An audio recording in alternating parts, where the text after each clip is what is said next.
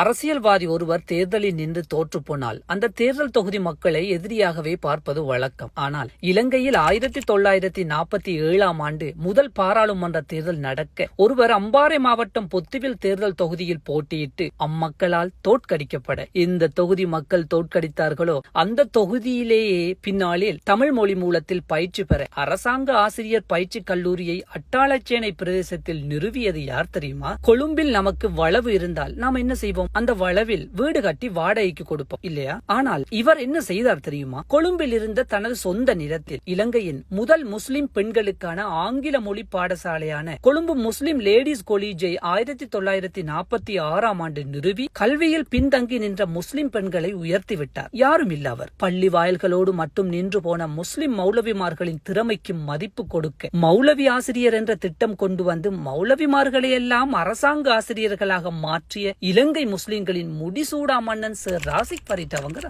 இலங்கையின் பேராதனை பல்கலைக்கழகத்தில் department of அரபிக்கை கொண்டு வந்தது. கொழும்பு பல்கலைக்கழகத்தில் யூனானி மெடிசின் செக்ஷனை கொண்டு வந்தது. முஸ்லிம்களுக்கான முதல் டீச்சர் ட்ரெய்னிங் காலேஜை அலுத்கமவில் உண்டாக்கியது. இலங்கையில் ஏறத்தாழ 150 முஸ்லிம் பாடசாலைகளை உண்டாக்கியது. முஸ்லிம்களுக்கான குவாசி நீதிமன்றங்களை கொண்டு வந்தது. முஸ்லிம் பிரதேச செயலகங்களை உருவாக்கியது. அதில் முஸ்லிம் பிரதேச செயலாளர்களை நியமித்தது. மீலாது நபி தினத்தை இலங்கையின் தேசிய விடுமுறை நாளாக ஆக்கியது. கம்பஹா மாவட்டத்தில் மாகுள பிரதேசத்தில் முதியோர் இல்லம் அமைக்க தனது சொந்த நிலத்தை கொடுத்தது.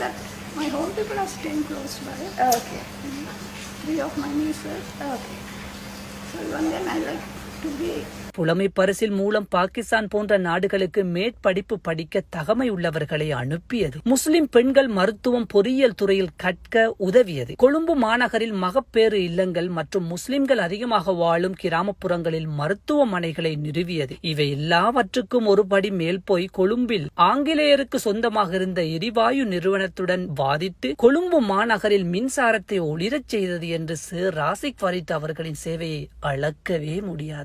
உலகத்துல ஒவ்வொருவரும் படைக்கப்படுவது ஏதோ ஒரு காரணத்துக்காகத்தான். அவரவர்களை வைத்து அந்தந்த வேலைகளை அல்லாஹ் செய்து விடுகிறார். சர் ராசிக் ஃபரீத் அவர்கள் படைக்கப்பட்டது எதற்கு தெரியுமா? நானும் நீங்களும் நமது சமூகமும் கல்வியில் முன்னேறி பொருளாதாரத்தில் வளர்ச்சி அடையத்தான். 1948 ஆண்டு ஒருமுறை மறைந்த பிரதமர் SWRD பண்டாரநாயக்க அவர்கள் சர் ராசிக் ஃபரீத் அவர்களை பற்றி சொல்கின்ற போது, நான் ராசிக்கை இலங்கை முஸ்லிம்களின் தலைவராக பார்க்கவில்லை, மாறாக இலங்கையின் தலை சிறந்த தலைவர்களில் ஒருவராகவே கருதுகிறேன் என்று கூறினார். தனி இனமாக பிரிந்து நிற்காமல் எல்லோரும் ஒன்றாய் சேர்ந்து இருப்பதே நமது வளர்ச்சிக்கு வழிவகுக்கும் என்ற கொள்கையில் இருந்ததால் என்னவோ முஸ்லிம்கள் மட்டுமன்றி எல்லா மதத்தாலும் போற்றப்படுகிறவர் சர் ராசிக் ஃபரீத் அவர்கள். சர் ராசிக் ஃபரீத் அவர்களின் குறிக்கோள் ஒன்றாகத்தான் இருந்தது. எப்படியாவது ஆட்சியில் இருக்கும் அரசாங்கத்திடமிருந்து மக்களுக்கு தேவையான வசதிகளை பெற்றுக் கொடுப்பதுதான்.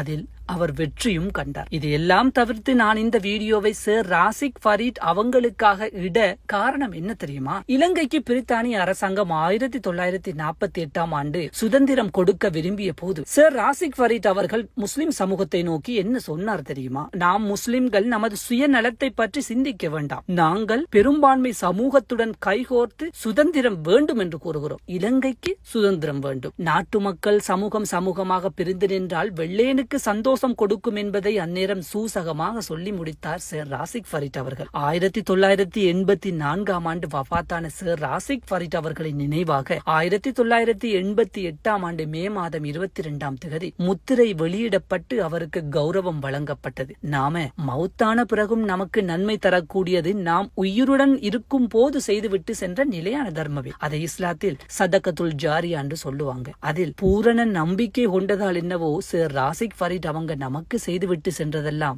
நிலையான தர்மமே. வாப்சி மறைக்கார் சர் ராசிக் ஃபரீத், அறிஞர் சித்திலப்பே, TB ஜாயா, பதியுதீன் மஹ்மூத் மற்றும் MHM அஸ்ரப் என்று சமூகத்திற்காக மட்டும் பாடுபட்டு வபாத்தானவர்களோடு முஸ்லிம்களின் பொற்காலம் முடிந்து விட்டதாகவே உணர முடிகிறது. அவர்கள் நாட்டிய மரத்தின் நிழலில் தான் நாம் இன்னும் வாழ்ந்து கொண்டிருக்கிறோம் அன்றி நாம் புதிதாய் ஒன்றும் நடவில்லை என்பதே நிதர்சனம். Inshallah, I have always said inshallah, God willing, and God will. God will. And I wish to quote from the Holy Quran. God has stated in the Holy Quran, a people's destiny will not be changed unless the people change their destiny. நிலையான தர்மத்தை எங்களுக்கு செய்துவிட்டு சென்ற இவர்களை போன்றவர்களுக்கு மரணத்துக்கு பின் உள்ள நிலையான வாழ்க்கையில் உயர்வான சொர்க்கத்தை வழங்கிவிடு ரஹ்மானே.